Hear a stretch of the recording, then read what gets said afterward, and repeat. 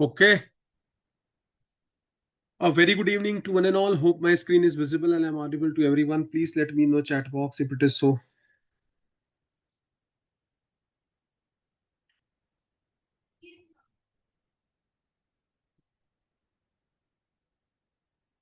चलिए जी. So we have is my screen visible and I'm audible to everyone?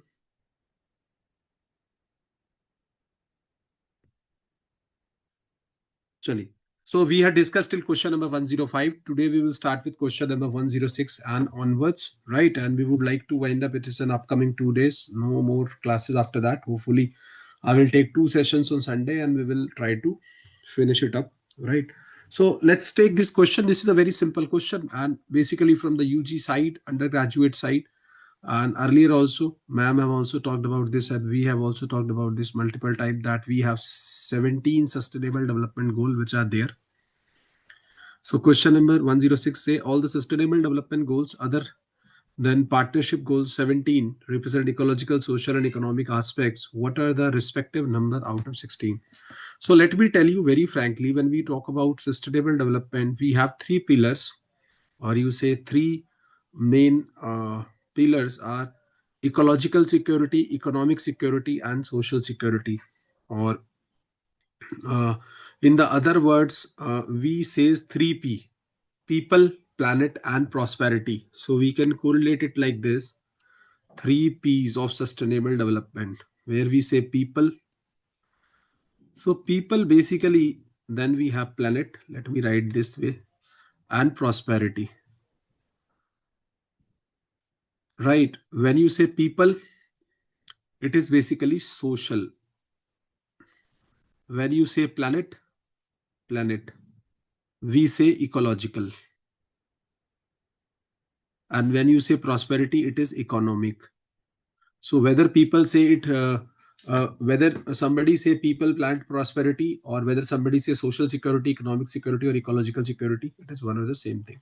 But now, except goal number 17, which is partnership goal, we have to divide all the 16 other goals into that how many of them are in support of ecological security or ecological sustainability, how many of them are supporting social, how many of them are supporting economic. It's a very good question and very interesting question in the present scenario. So let's have a look. So as you can see, you know that we have 17 sustainable development goal and all the list is with you that what are they and how are they. There is no strong discussion about it and all people are aware that which are the goals, but still I will remark them except goal number 17. Like you can see here, we have goal number 1, which is we have no poverty, right? No poverty, goal number 1. Then we have goal number 2, zero hunger. We have goal number 3, good health and well-being. We have goal number 4, quality education. Goal number 5, gender equality. Uh, Gender equality. Then we have 6, which is clean water and sanitations, right? Then we have 7, affordable and clean energy. So all like that, we have the 17 different goals. But out of them, if we have to classify them under the different categories, which are the three pillar I told you: ecological, economic, and social security. So with sustainable development goal, number belongs to each pillar and why. So first, let's talk about ecological. We have 4 goals which basically support ecological security or environment, which is sustainable development goals 6, 13, 14, and 15. We can see that. Clean water and sanitation support goal number 6, climate actions goal number 13, life below water 14, and life on land 15. These all 4 are for ecological security or ecological aspects of sustainable development, and primary environment or biosphere focus goals for water, climate, ocean, and terrestrial biodiversity. So this is very clear that out of 16, the 4 goals are there which basically supports the ecological security. Then apart from that, when we talk about social security, we have sustainable development goal number 1, 2, 3, 4, 5, 10, 11, 16, right? And under this, we have the following: no poverty, zero hunger, good health, well-being, quality education, gender equality, reduce inequality, sustainable cities, communities, peace, justice, and strong institutions are mainly about human well-being and equity, education, health, social inclusion, and government. So that's why they fall under the social dimension, right? ये आपको ध्यान रखना है ना? तो ये social में आते हैं 8 goals, and then again we have the 4 goals which are in economic. So we can remember it as like ESE, ecological, social, economic, 484. This is the code which we have to remember.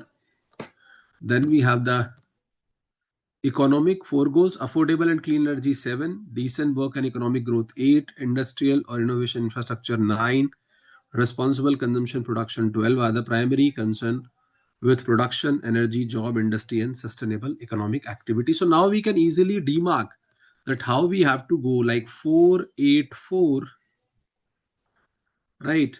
And we have ESE, ecological, social, and economic. Goal number 17 is not included here, as mentioned in the question, partnership for the goal among the international community. So now you can easily answer this question.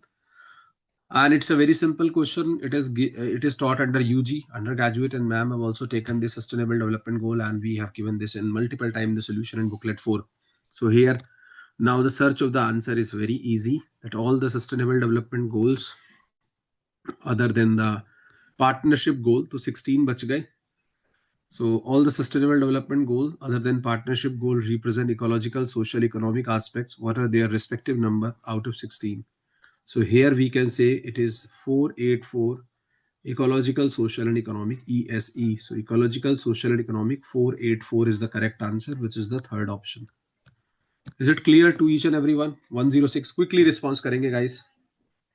106 clear है सबको? किसी को कोई doubt तो नहीं है इसमें? Doubt है तो बताइए भैया जल्दी फटाफट से, जल्दी जल्दी रिस्पॉन्स करेंगे, because now we have to finish it up. और जो भी लोग, अगर कोई ऐसा है स्टूडेंट जो जून वाले क्लाउड में नहीं है, कुछ छोटे टॉपिक वहां भी रखे हुए हैं, तो do let me know, right? We can add the people so that they can short cover the things which are there, some are there, right? वैसे मैं इस वाले में भी कुछ कुछ चीजें ऐड कर दी हैं, मैं भी कर दूंगा आज या कल में. अब 2 दिन उस पर अपलोड्स होंगे, जो छोटे छोटे टॉपिक्स हैं ना, 1-1 घंटे, 2-2 घंटे, 3-3 घंटे वाले, वो. और थोड़ा सा आई गेस जो एक अली सर का है रिमोट सेंसिंग जेएस और डायनेमिक्स, उसको जरूर देखिएगा, क्योंकि आजकल थोड़ा सा वो लाइट डाल रहे हैं उस पर 1-2 क्वेश्चन की, जो थोड़ा अनकॉमन है. वैसे तो नॉर्मलाइज ही पूछ रहे हैं. I hope question number 106 is clear. Now let's move to question number 107. 107, consider the following statement about bioremediation. Bioremediation बड़ा, मैं कहूंगा कि डायरेक्ट टॉपिक है, बुकलेट से आया है, बार बार आ रहा है, राइट? बार बार आ रहा है, और फिर भी आप कैच ना करें तो बड़ी दिक्कत है, क्योंकि हर साल एक दो क्वेश्चन बायोरेमेडिएशन पे आ रहा है. और it is there in the booklet. Consider the following statement about bioremediation, booklet 3 का ये पार्ट है, राइट? लास्ट में कहता है choose the correct answer on the options given below. इसको हम पहले सीधा ही डायरेक्ट चलते हैं डिस्कशन पे, rather than marking the answer पे. 1 बाय 1 चलेंगे. तो बायोरेमेडिएशन, जैसा कि सबको पता है, that bioremediation is the process where we use the plant, its part, or animal or its part for the remediation of soil, air, water, right? ये हम करते हैं वहां पे process with the help of A organism और ए plant, ठीक है? उसको रेमिडिएट करते हैं, है ना? तो जनरली वाटर के लिए भी यूज होता है, या सॉइल के लिए भी यूज होता है बायोरेमेडिएशन, ठीक है? ऑयल स्पिल्स के लिए भी यूज होता है. तो बहुत सारे ऐसे प्रोसेस हैं where we use, right? Heavy metals के लिए भी यूज होता है. Now let's have a look. Statement A, right? It says that जो one of the most common limiting factor for in situ biodegradation is saturation zone. In saturation zone is the availability of oxygen, right? तो ये availability of oxygen जो है एक limiting factor है, इनका कहना ये है. बिल्कुल सही बात है. जब भी आप इन सीटू बायोरेमेडिएशन कर रहे हो, तो इन सीटू का मतलब होता है ऑन साइट, जहां पे पोल्यूशन है वहीं पे उसको रेमेडिएट कर रहे हैं. तो yes, oxygen is a limiting factor there. For in situ bioremediation in saturated zones, ground water जो हमने पढ़े थे, aeration zone, right? Vadose zone, saturation zone, the availability of dissolved oxygen is often main limiting factor for aerobic biodegradation. So the statement is true. क्योंकि अगर oxygen ही नहीं होगी तो aerobic biodegradation कहां से होगा? विदाउट ऑक्सीजन तो उसका कोई फिट ही नहीं है. So this statement is basically correct. मैं अभी ऊपर भी बाद में जाऊंगा तो बताऊंगा, पर रीजंस आपको पता होने चाहिए, क्योंकि बिना ऑक्सीजन के एरोबिक प्रोसेस काम कैसे करेगा डिग्रेडेशन का? That is not possible. Statement 2 says nitrogen and phosphorus are common additive which enhance the rate of biodegradation. का कहना कि यह है कि अगर आप नाइट्रोजन या फास्फोरस ऐड करते हो तो आपकी रेट ऑफ बायोडिग्रेडेशन एनहांस होती है. बिल्कुल सही बात है, ठीक है? ये आपके एक तरह के कैटलिस्ट की तरह काम करते हैं या एक्टिवेटर की तरह काम करते हैं। तो nitrogen and phosphorus are the additives and they work very well, can see it here. So bioremediation of petroleum or organic contaminated soil commonly use nitrogen and phosphorus nutrients, ammonium nitrate, phosphate fertilizers to stimulate the microbial growth and enhance the degradation rate. This is also true. So the second statement is also true, right? Let's come to the third statement, right? यहाँ पे इन्होंने कहा है bio venting, ठीक है, and bio accessibility adversely impact the biodegradation of vadose zone. अब देखिए क्या है कि बायोवेंटिंग क्या होता है कि जब भी हम कहीं पे ऑक्सीजन इंट्रोड्यूस करते हैं, एयर इंट्रोड्यूस करते हैं जिससे कि बायोडिग्रेडेशन बढ़ जाए, उसको हम कहते हैं बायोवेंटिंग, राइट, है ना।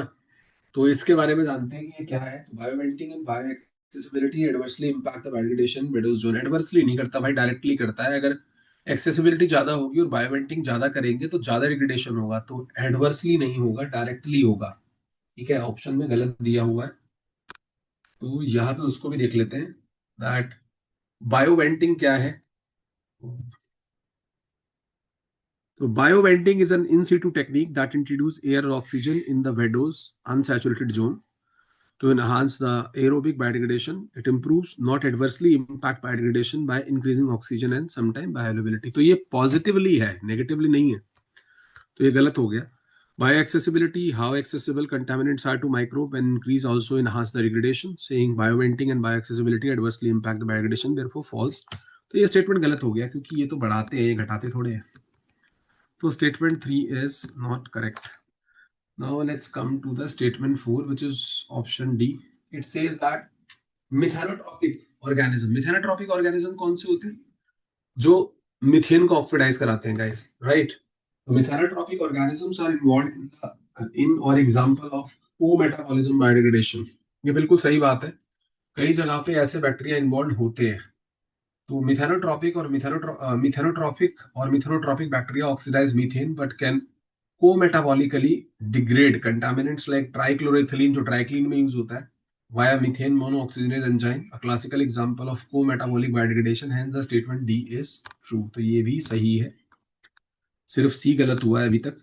आगे चलते हैं, लास्ट ऑप्शन में दिया हुआ है कि in situ biodegradation applications are based only on aerobic biodegradation, कि जो आपकी इन सीटू जो ऑन साइट डिग्रेडेशन है किसी भी सब्सटेंस का, that is based only on aerobic. ऐसा नहीं है भाई कि सिर्फ एरोबिक पे ही काम चलेगा, एनारोबिक भी हेल्प करते हैं या एनोक्सिक भी हेल्प करते हैं, तो ये नहीं बोल सकते आप। एरोबिक करता है लेकिन ऐसा नहीं है कि हमेशा एरोबिक ही करे, राइट।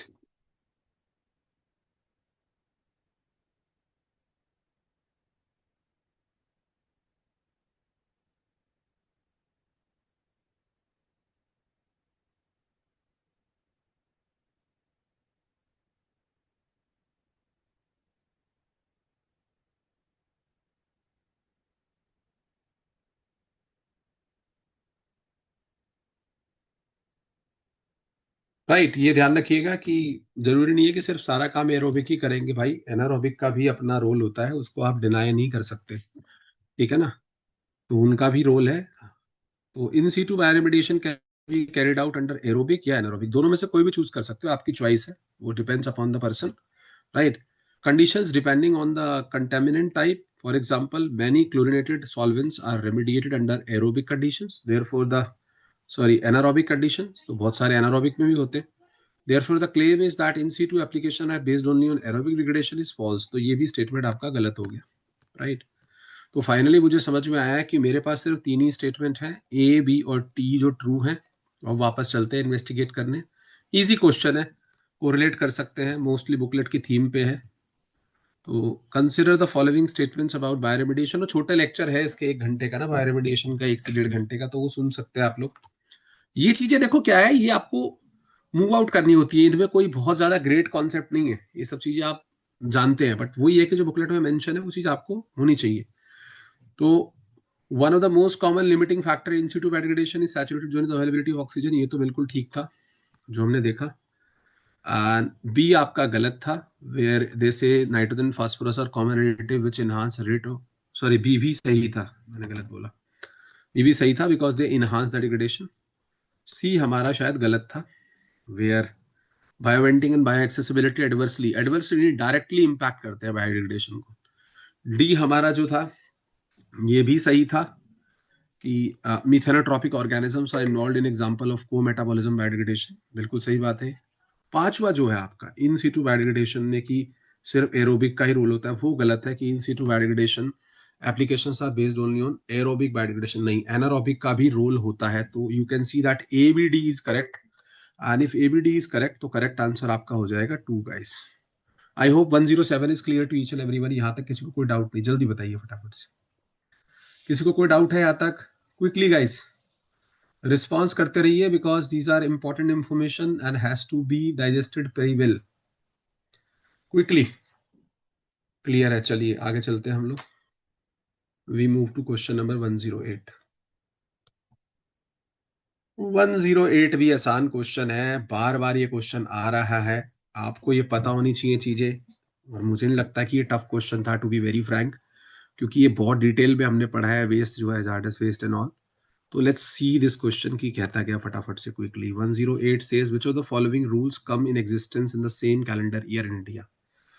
तो भैया इसमें तो फैक्ट बेस्ड क्वेश्चन, आपको ईयर याद है तो बड़ी अच्छी बात है, और नहीं है तो कोई बात नहीं है। तो हम नीचे चलते हैं सीधा, और ये हम देख लेते हैं कौन से सेम ईयर में आए हैं। जैसे पहला जो है आपका, फटाफट से देखते हैं इनको ना सारों को। जो hazardous and other waste management transboundary movement rule 1986 जो notified in 2016 under the environmental protection act 1986 2016 में आया है।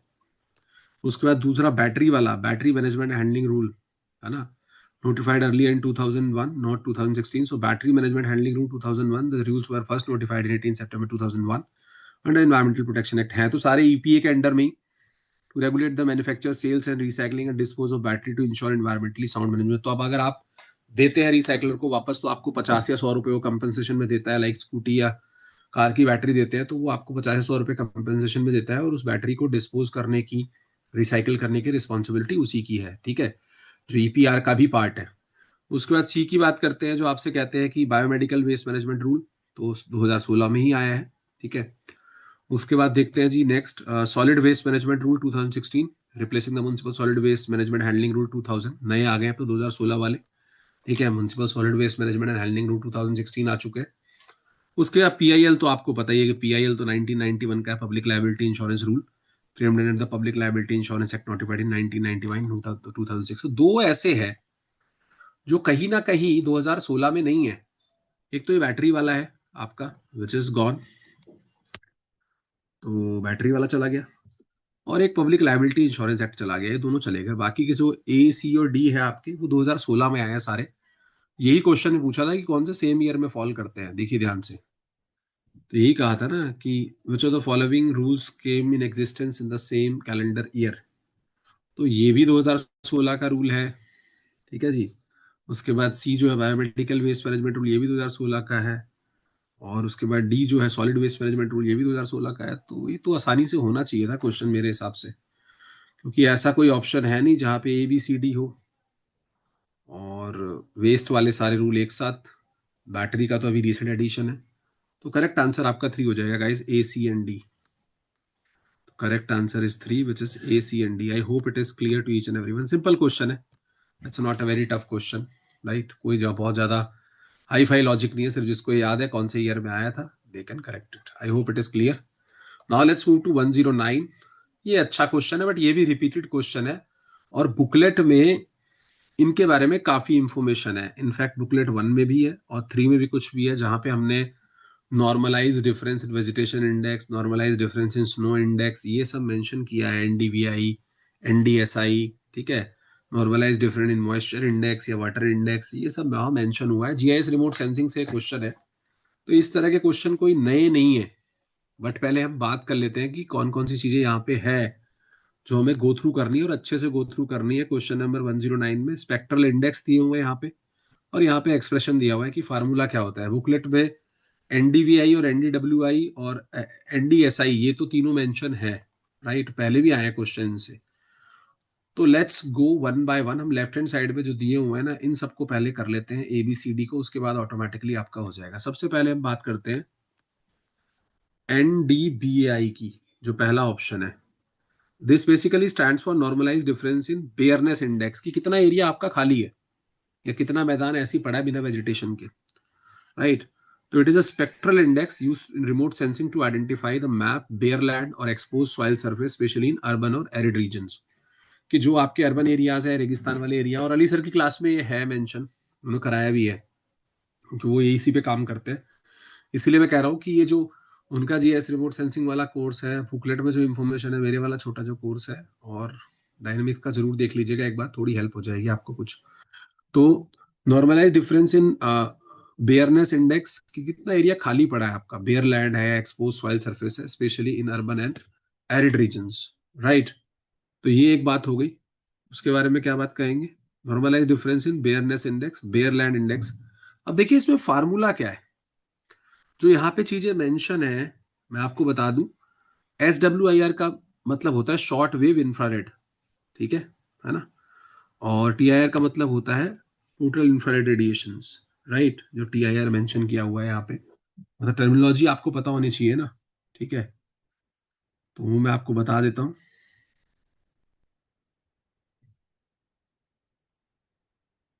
कि इनका बड़ा इंपॉर्टेंस है, दोबारा भी आ सकते हैं।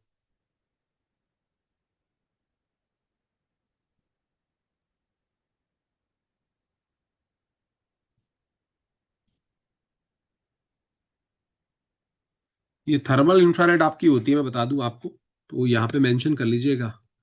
अली सर ने बताया भी हुआ है, TIR होती है thermal infrared, thermal infrared radiation. और SWIR होती है शॉर्ट वेव इंफ्रारेड।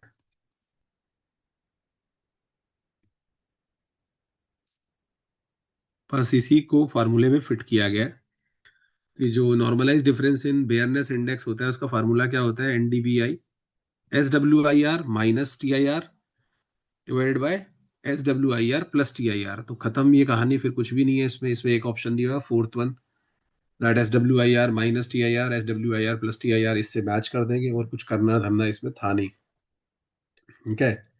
कोई बहुत तोड़ू क्वेश्चन तो ये नहीं था, ठीक है?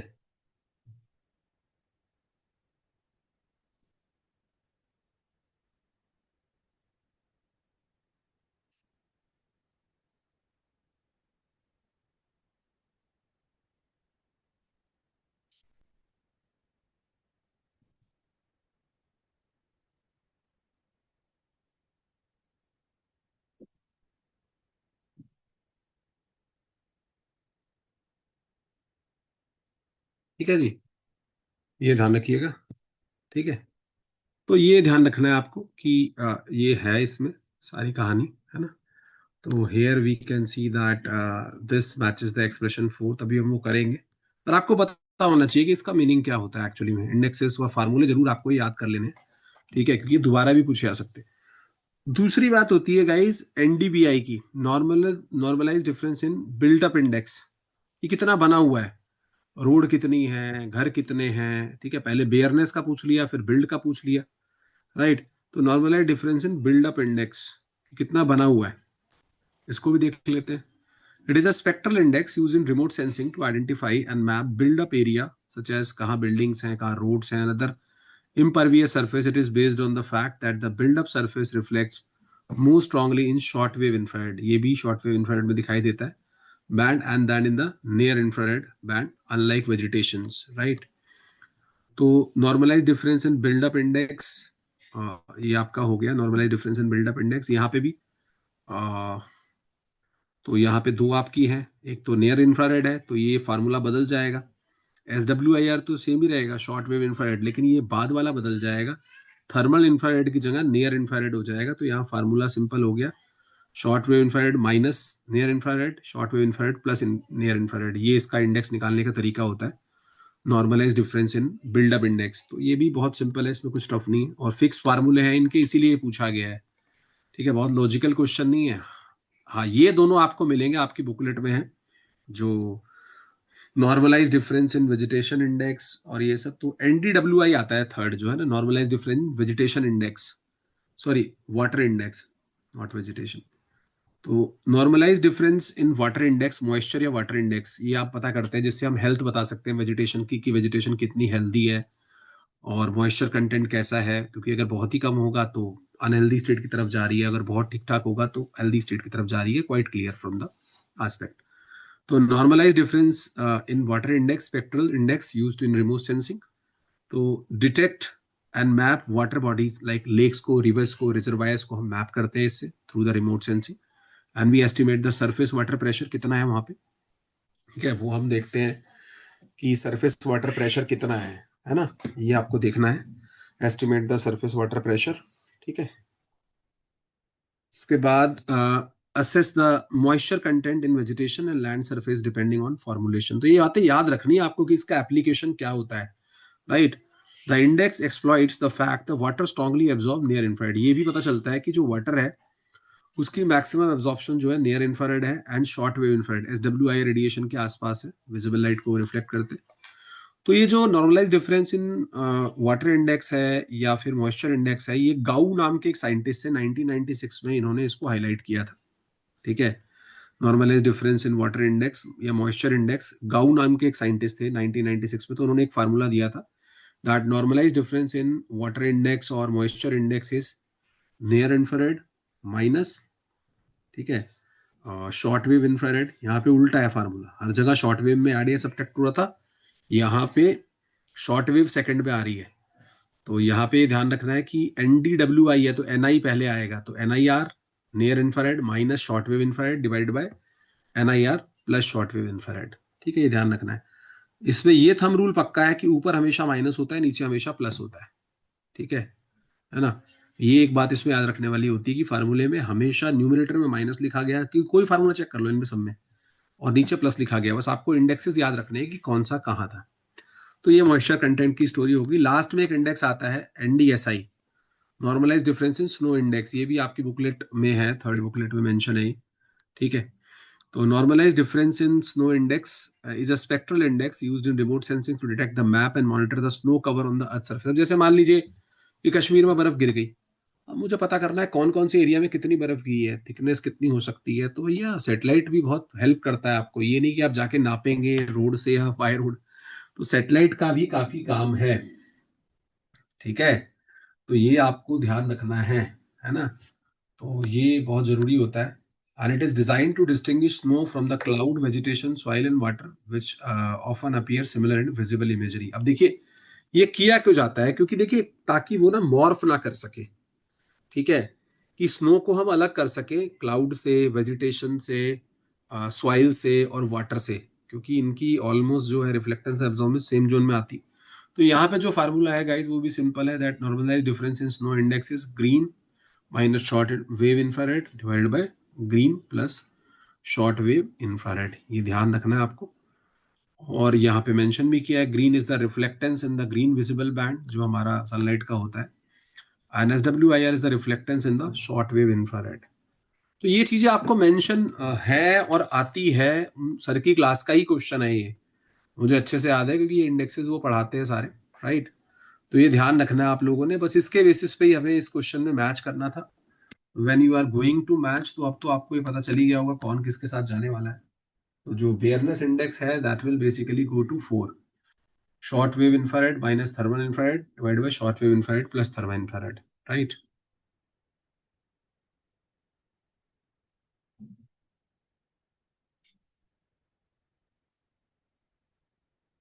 भाई इसका कॉन्सेप्ट ये है कि ये जो इंडेक्सेस आएंगे ना वो आपको इंफॉर्मेशन देंगे, और ये हम कैलकुलेट करते हैं रिफ्लेक्टेंस वैल्यू के इस फार्मूले में डाल के, numerator divided by denominator, right. नहीं नहीं नहीं नहीं नहीं नहीं, वो करने पड़ेंगे आपको, 10 लेक्चर जो हैं सर के वो करने पड़ेंगे. प्रिसाइज उतनी कम से कम इंफॉर्मेशन है भाई, इसको 2 पेज में नहीं आप कर सकते. ठीक है ना. हाँ, ठीक है, तो इसको आप जो है कंसाइज नहीं कर सकते. उनके 8-9 लेक्चर वो कंसाइज ही है, वरना तो इसको बहुत डिटेल में आपको पढ़ना पड़ सकता है. बट आप इतना पढ़ लीजिए, अगर किसी को शॉर्ट करना है तो जितने क्वेश्चंस आए हैं PYQ में सोल्यूशन वाले में, प्लस जो इंफॉर्मेशन बुकलेट में है, उतना पढ़ने से आपके क्वेश्चन हो जाएंगे. ठीक है, मुझे नहीं लगता कि बाहर है क्योंकि दूसरा क्वेश्चन भी मैंने रिपीटेड देखा है ना। तो ये आपका यहाँ चला गया। बी पे जब आप गए तो बी साहब आपका पहुंच गया कहाँ पे, 3 पे, short wave infrared minus NIR। और जी आपका सी पहुंच गया 2 पे, मॉइस्चर NDWI।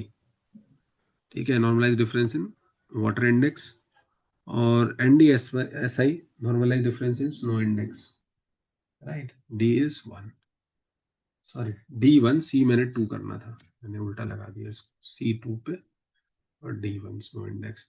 तो इस पे इजी था, कुछ नहीं, बस आपको इन्फॉर्मेशन पता होनी चाहिए कि भाई ये फार्मूला होता है। तो 109 इज बेसिकली 4। ये इसमें ये तो है नहीं कि कोई बहुत हार्डकोर कॉन्सेप्ट है, इसमें तो सिंपल सा लॉजिक है कि भाई अगर आपको normalize difference in bareness index, normalize difference built up, normalize difference in moisture and snow index, और एक होता है normalize difference in vegetation index. ठीक है ना, NDVI जिसको आप बोलते हैं, वो तो पहले भी आया हुआ है, बुकलेट में भी मेंशन है डायरेक्टली, तो वो क्वेश्चंस फिर आपको मिलेंगे। तो the correct answer here is fourth. I hope 109 is clear. ठीक है,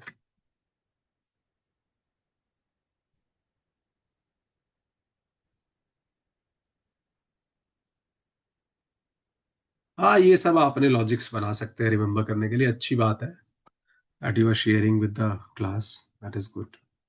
Let's move to question number 110। 110 जो है ये थोड़ा GS टाइप का क्वेश्चन है जो इस बार आया है, मतलब एक क्वेश्चन कभी कभी GS का आता है, जनरल साइंस जिसको कहते हैं, बट ये भी अंडरस्टैंडेबल है।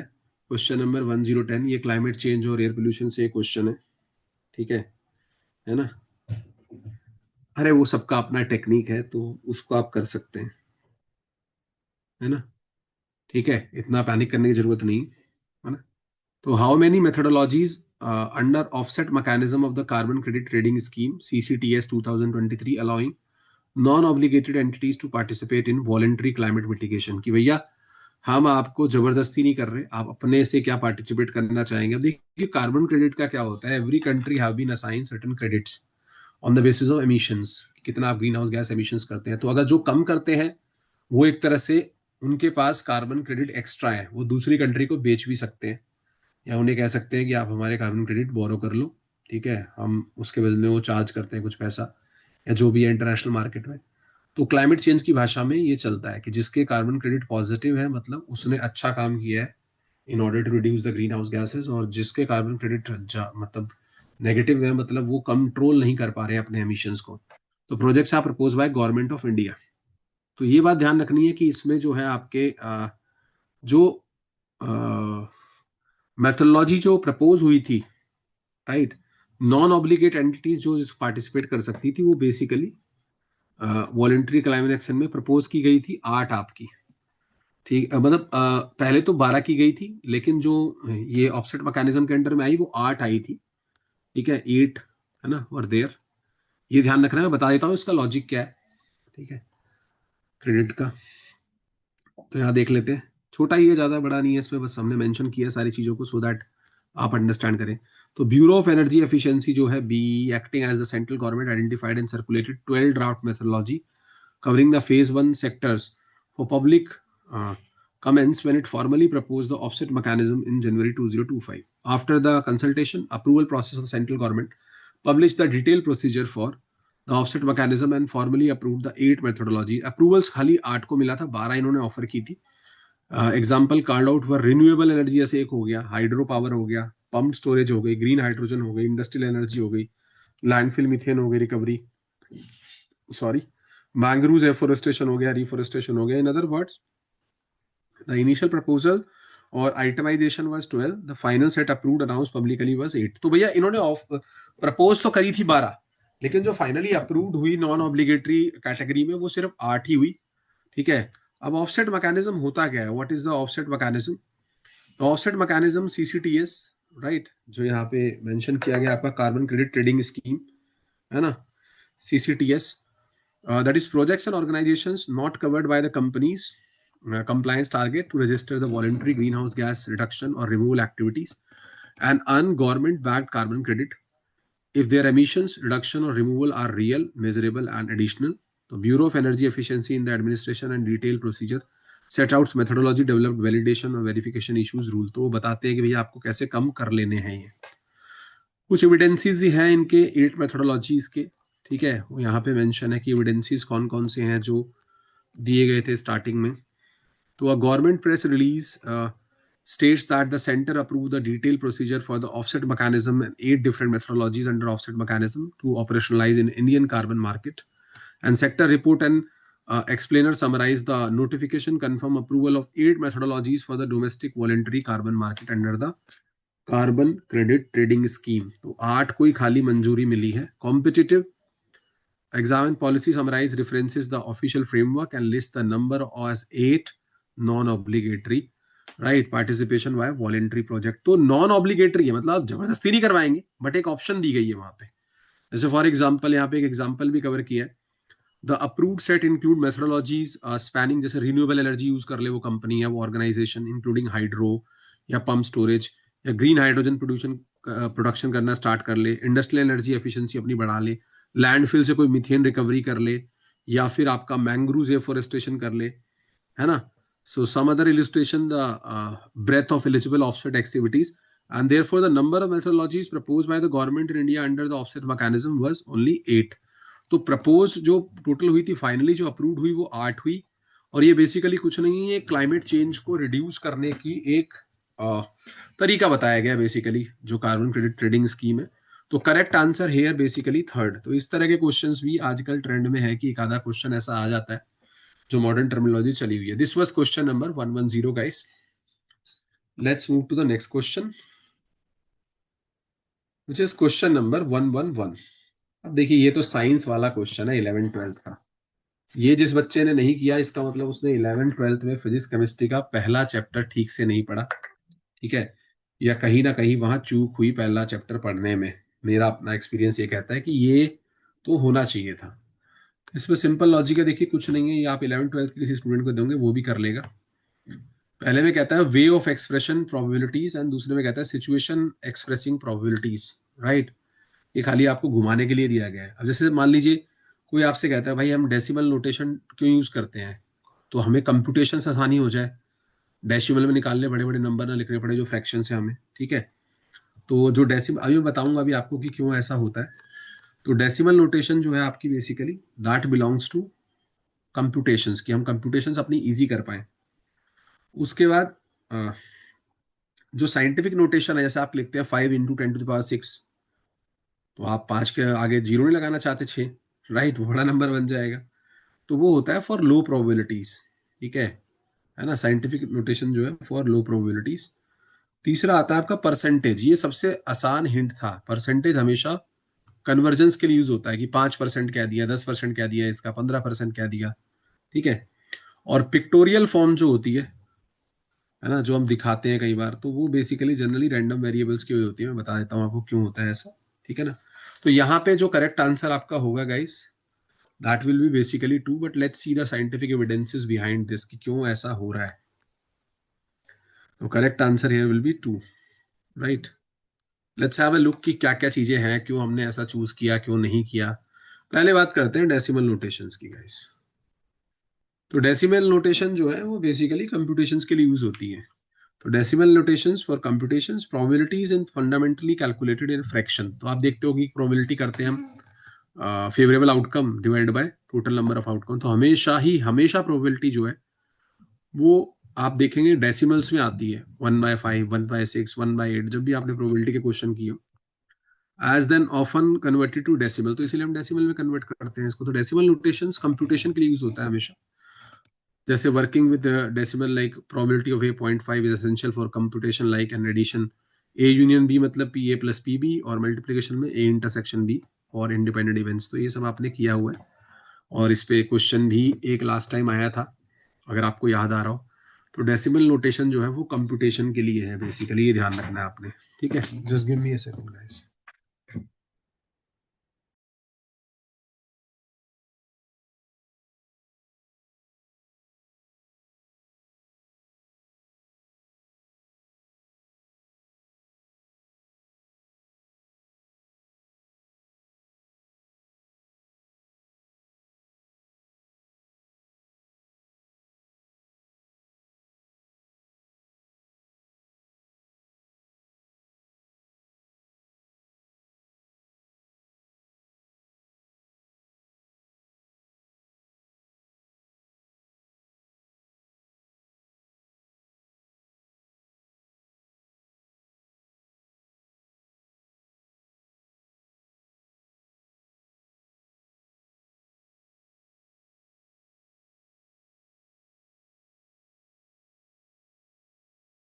So decimal notations are basically used for the computation purpose, which we have shown in the first option, right?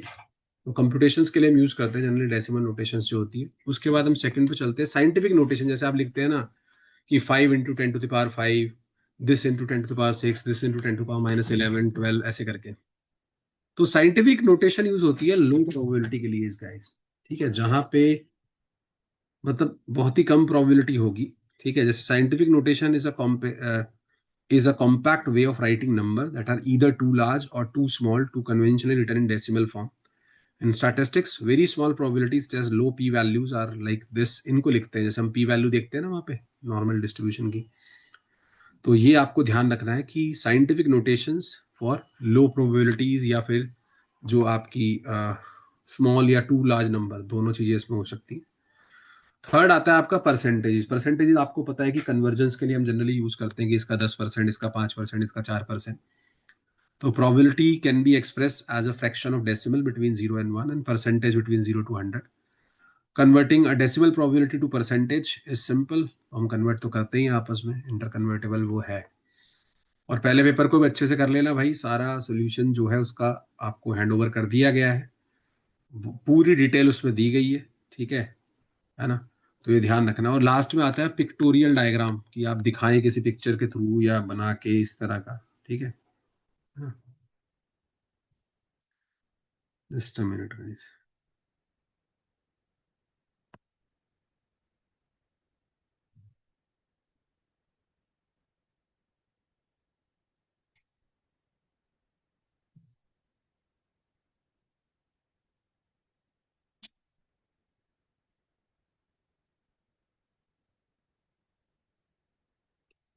उसके बाद हम चलते हैं आगे। पिक्टोरियल फॉर्म जो मैंने बोला आपको, that is for random variables. The behaviour of random variable describe their probability distribution. For example normal, binomial, Poisson. जैसे हम बताते हैं बेल शेप कर्व है या नॉर्मल कर्व है, ठीक है, बाइनोमियल कर्व है, बाइनोमियल डिस्ट्रीब्यूशन है। तो वो जो रैंडम वेरिएबल होता है आपका, उसको पिक्टोरियल फॉर्म देते हैं। These distribution probability mass function और प्रोबेबिलिटी डेंसिटी फंक्शन जो हम दिखाते हैं are typically represented in pictorial form using graphs. Bell curve for the normal distribution, सबको पता है कि भाई ऐसी जो कर्व बनती है बेल शेप कर्व, वो नॉर्मल डिस्ट्रीब्यूशन का फीचर है। आप देखते होंगे, दिखाया भी जाता है, ठीक है।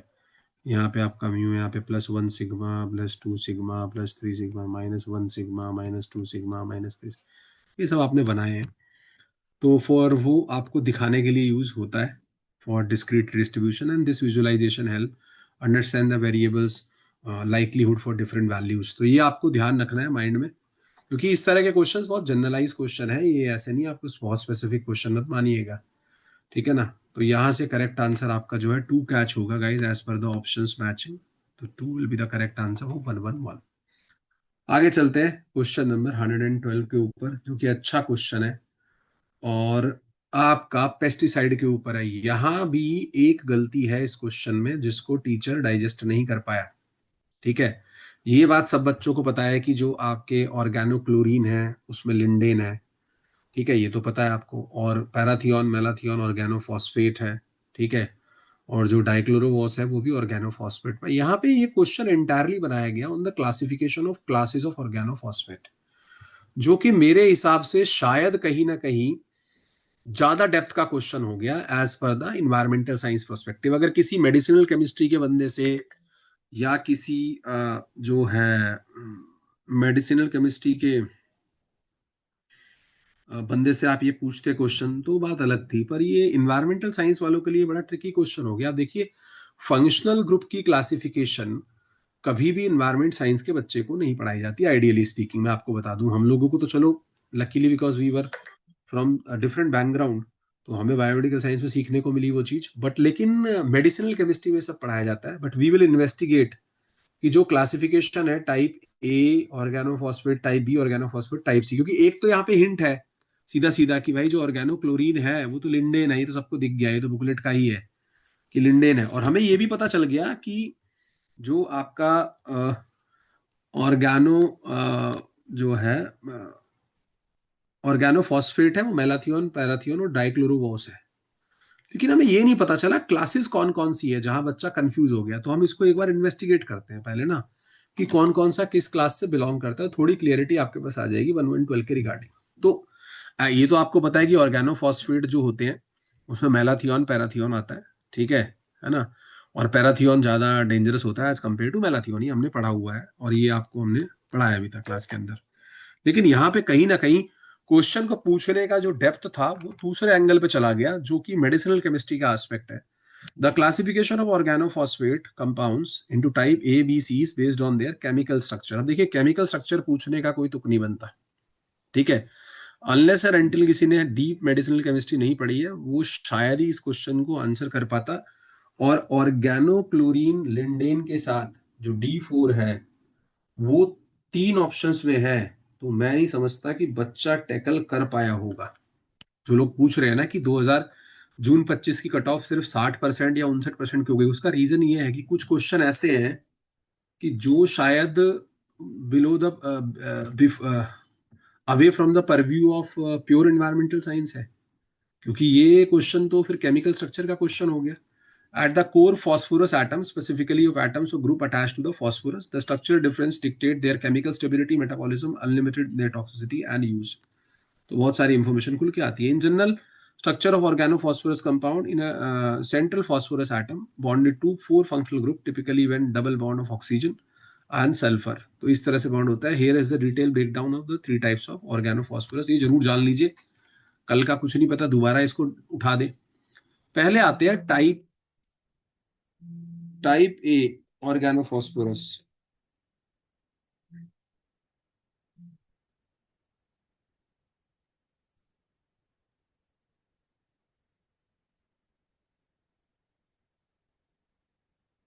ठीक है, पहले बात कर लेते हैं टाइप ए, ठीक है ना। पहले बात कर लेते हैं टाइप ए की। टाइप ए जो ऑर्गेनोफॉस्फोरस होते हैं वो क्या होते हैं भाई, है ना। तो टाइप ए जो है आपके फॉस्फोरस वो क्या है। So a type A compound of the phosphate ester characterized by having their central phosphorus atom bonded to 3 oxygen atom, जो other 3 oxygen atom के साथ अटैच होगा, ये लिंकेज होती है POR and phosphoryl group P double bond O। हालांकि इससे कोई लेना देना नहीं है, सिर्फ एग्जांपल याद कर लेने कैटेगरी वाइज, क्योंकि आपसे वो पूछेगा। ये तो हमने सब कुछ लिख दिया है क्योंकि हम चाहते हैं कि बच्चों को डेप्थ पता हो कहाँ से कॉन्सेप्ट आया। कोर स्ट्रक्चर इस तरह की होती है, राइट। एक R1 फंक्शनल ग्रुप होगा, एक R2 होगा, एक R3 होगा। जो R जो है आपका एल्काइल ग्रुप हो सकता है, ठीक है ना। एल्काइल और एराइल ग्रुप कुछ भी हो सकता है। फॉस्फोरस बॉन्ड होते हैं, ऑल एस्टर बॉन्ड हो गए, ऑफन रेफर टू ऑक्सोन फॉर्म कहते हैं इसको। Toxicity, the compounds are typically the active form of their insecticide. If they are synthetic like those used in chemical warfare, they are often extremely potential. Acetylcholine esterase को inhibit करते हैं, ये बातें आपको पता है। They are less chemically stable than sulfur analog and degrade faster in the environment. Degrade faster होते हैं। मुझे जो कंसर्न है वो सिर्फ एग्जाम्पल से कंसर्न है भाइयों, और कोई कंसर्न नहीं है मेरा। ये मेरे एग्जाम्पल हैं जो कैटेगरी ए को बिलोंग करते हैं ऑर्गेनोफॉस्फेट्स की। उसमें एग्जाम्पल जरूर ध्यान रखिएगा, दोबारा अटैक हो सकता है। पैराऑक्सोन एक एग्जाम्पल हो गया, highly toxic oxon form, active metabolite of parathion. Parathion का ही ब्रेकडाउन प्रोडक्ट होता है, पर पैराथियोन इस कैटेगरी में। डाइक्लोरोवॉस, डाइक्लोरोवॉस जो वहां पे दिया हुआ है एक ऑप्शन के अंदर, ठीक है, डाइक्लोरोवॉस लिखा हुआ है ना, DDVP लिखते हैं इसको शॉर्ट में। तो ये ध्यान रखिएगा, is a commonly use fast acting fumigant and contact insecticide. And then we have tetraethyl pyrophosphate, one of the earliest known organophosphates. Nerve agent भी होते हैं कुछ। द मोस्ट नोटोरियस एग्जांपल जो बड़ी जल्दी किसी को किल कर सकते हैं, वारफेयर में ये बहुत यूज होते हैं भाई, ये केमिकल वेपन है एक तरह के। Most notorious example, they are chemically related to phosphonate, a slightly different category are often grouped due to their phosphor oxygen core। तो सेरीन होता है जो एक नर्व एजेंट है, और सोमान। तो ये कैटेगरी ए हुई। अब मुझे कहीं ना कहीं ये बात समझ में आई इस क्वेश्चन को देख के कि भाई ये तो कैटेगरी ए है और डाइक्लोरोवॉस इस कैटेगरी में आता है, तो एक कैटेगरी तो ये फाइनलाइज भी, खत्म कहानी। इसको बस आपके लिए क्या इंपॉर्टेंट है, ऊपर की इंफॉर्मेशन इंपॉर्टेंट होना। Paraoxon, dichlorvos, TEPP nerve agents are the examples of type A organophosphorus. खत्म। मुझे सिर्फ ये इंफॉर्मेशन चाहिए। तो नटशेल ऑफ द स्टोरी ये है कि कायदे से यही इंफॉर्मेशन आपके काम की है ग्रुप ए से। जो केमिकल क्लासिफिकेशन है मुझे नहीं लगता वो पूछी जाती है किसी बच्चे से। इस बार भी क्वेश्चन इसी पे आया है कि एग्जाम्पल हमें बता दो कौन सा है इस कैटेगरी का, जहां बच्चा कंफ्यूज था। टाइप बी की बात करते हैं। ये बीच वाली इंफॉर्मेशन जो है ये तो मतलब एक्स्ट्रा इंफॉर्मेशन होगी एक तरह से। टाइप बी ऑर्गेनोफॉस्फेट, जिसमें सल्फर ऑक्सीजन फॉस्फोरस बॉन्ड होता है। तो type B compounds are phosphorothioates and thiophosphate characterized by replacing the double bonds by P double bond with sulphur. तो फास्फोरस सल्फर बॉन्ड हो जाएगा। कोर स्ट्रक्चर इस तरह की होगी, इसमें भी आपके 3 अल्काइल ग्रुप होंगे, बीच में सल्फर आ जाएगा और contain PS bond, 3PO ester bond के बजाय। टॉक्सिसिटी की बात करें तो they are generally to be pro insecticides, they have a much lower toxicity than type A. Type A से कम खतरनाक होते हैं। To become they must be bioactivated metabolize in the liver, पहले इनका लिवर में मेटाबॉलिज्म होना चाहिए अगर इनको टॉक्सिसिटी कॉज करनी है। और ये साइटोक्रोम P450 जो आपका बायो ट्रांसफॉर्मेशन में काम आने वाला एंजाइम है, जिसको बोलते हैं cytochrome P450, which convert PS thion bond to the highly PO oxygen analog. They are more chemically stable and the oxoform making them more persistent and suitable for commercial use. तो ये ज्यादा टिकते हैं। Stability आप याद रख सकते हैं। अब फिर से वही बात आ गई, एग्जाम्पल पे लड़ाई हो गई यहाँ पे भी कि कॉमन एग्जाम्पल बताओ भाई। बताते हैं जी, मेलाथियोन है जी, हाँ जी, widely use relative low toxicities used in public health program. Parathion भी इसी कैटेगरी का है, इथाइल पैराथियोन भी इसी कैटेगरी का है, ठीक है। Highly toxic heavily resistant insecticide, patent for paraoxon, paraoxon parathion, ठीक है। फेनिथियोन ये भी आता है जी आपका इसी कैटेगरी में। फेनिट्रोथियोन ये भी हमने पढ़ा हुआ है। तो ये सारे इसी कैटेगरी के एग्जांपल है। मजे की बात देखिए कि टाइप बी कैटेगरी में ही दोनों आते हैं, मेलाथियोन हो चाहे पैराथियोन हो। फिर एक टाइप सी कैटेगरी बनाई गई जी, उसमें भी सेम ही चीजें रखी गई है, सिर्फ बॉन्ड का डिफरेंस हुआ टाइप सी ऑर्गेनोफॉस्फेट का। तो the compounds phosphothionate by having 2 sulphur atom, अब 2 सल्फर एटम होंगे यहाँ पे, ठीक है। और वो दिख रहा है आपको स्ट्रक्चर में भी, ठीक है ना, एक सल्फर एटम ये रहा, एक ये रहा, तो ये कोर स्ट्रक्चर थी। और यहाँ पे ईस्टर लिंकेज आएगी। Like type B there are no pro insecticide metabolic activity और toxicity profile is generally varied but may not have good residues activity. मजे की बात क्या है, मुझे सिर्फ जो कंसर्न है वो सारा कंसर्न सिर्फ एग्जांपल से है। I am not concern about anything else. अगर कोई ये पूछे, है ना, कि अगर आपसे कोई ये पूछे कि भाई क्वेश्चन तो ऐसा आया, भैया मेरे को उससे मतलब नहीं है, उसको लिखने दो इन डिटेलिंग, क्या मतलब है उससे। यहाँ पे आप एग्जांपल देखिए, कहीं आपको कोई दूसरा नाम नहीं मिलेगा। Dimethone dimethoate which is a systematic and contact insecticide. तो ये जो सिस्टमैटिक और कॉन्टैक्ट इंसेक्टिसाइड है, इसके ऊपर क्वेश्चन भी आया था। डायोसल्फोथोन, ठीक है, डायोसल्फोटोन भी ग्रुप सी का है, highly toxic systematic insecticide. Ethion ये भी इसी का है, ये इंफॉर्मेशन आपके काम की। एजिनोफॉस मिथाइल ये भी इसी के काम की है, ब्रॉड स्पेक्ट्रम इंसेक्टिसाइड है। बहुत सी कंट्री में इसको बैन कर दिया गया है एजिनोफॉस मिथाइल को, क्योंकि इसके बहुत हार्मफुल इंपैक्ट होते हैं। लिंडेन और ऑर्गेनोक्लोरीन तो आपको पता ही है कि ये ऑर्गेनोक्लोरीन ग्रुप का है, और ये कई बार क्वेश्चन में आया भी है। ये बुकलेट से ये लिंडेन और ऑर्गेनोक्लोरीन, तो इसको लिंडेन या गामा हेक्साक्लोरोहेक्सेन भी कहते हैं। Is not a organophosphate but a classical organochlorine insecticide, chemically hexachlorocyclohexane कहते हैं, विद परसिस्टेंट क्लोरेटेड स्ट्रक्चर। अब मजे की बात सुनिए, देखिए जो ऑप्शंस दिए हुए, क्योंकि किसी ने रेज नहीं किया इसीलिए पॉइंट आउट नहीं हुआ। जैसे मैंने और क्वेश्चनों में भी आपको बताया, जब ऑप्शन दिए गए तो आपको ये तो पता चला कि भाई जो ए कैटेगरी है वो डाइक्लोरोवोस की है। मैंने डाइक्लोरोवोस को ए से मैच कर दिया, डाइक्लोरोवोस इसके बाद चला गया, ठीक है। मैंने लिंडेन को फोर्थ से मैच कर दिया ऑर्गेनोक्लोरीन इंसेक्टिसाइड से। अब क्या है कहानी कि चारों ऑप्शन ठीक नहीं मैच दिए गए। एनटीए कहता है जी करेक्ट आंसर है, जो करेक्ट आंसर है आपका 3 है। मैं आपके सामने ये बात रख रहा हूं इसलिए क्योंकि आपको पता हो कि इस तरह की गलतियां आपको एग्जाम में मिलेगी।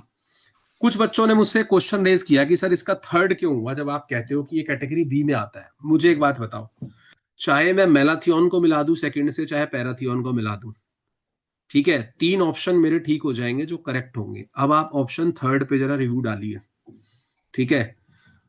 A1 एक दूसरे में भी है, D4 भी है, तो कायदे से इसके 2 ऑप्शन करेक्ट हो सकते थे, थर्ड या फोर्थ।